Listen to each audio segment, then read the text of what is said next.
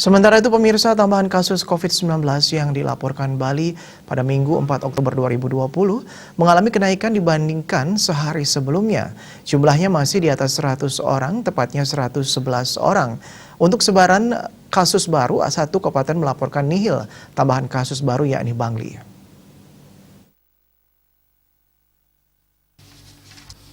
Menurut data gugus tugas percepatan penanganan COVID-19 Bali, seluruh kasus merupakan transmisi lokal. Kumulatif kasus transmisi lokal yang ditangani Bali mencapai 8.973 orang. Selain transmisi lokal, terdapat kasus pelaku perjalanan luar negeri (PPLN) sebanyak 305 orang, sedangkan untuk pelaku perjalanan dalam negeri (PPDN) mencapai 87 orang.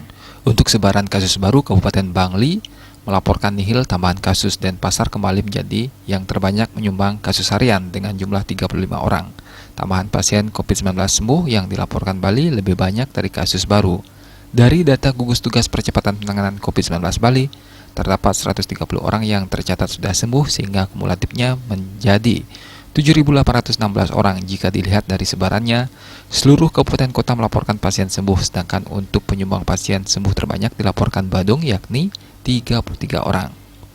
Masih ada kasus aktif sebanyak 1.258 orang. Pemegang posisi pertama adalah Badung dengan jumlah kasus aktifnya sebanyak 383 orang. Juga masih ada satu WNA yang dirawat. Kembali tegaskan untuk mencegah penyebaran COVID-19, masyarakat diajak untuk selalu mengingat pesan ibu dengan selalu disiplin menerapkan protokol kesehatan, yaitu memakai masker, mencuci tangan, dan menjaga jarak. Harapannya Indonesia segera terbebas dari virus corona menuju Indonesia maju. Diah Dewi, Bali Post.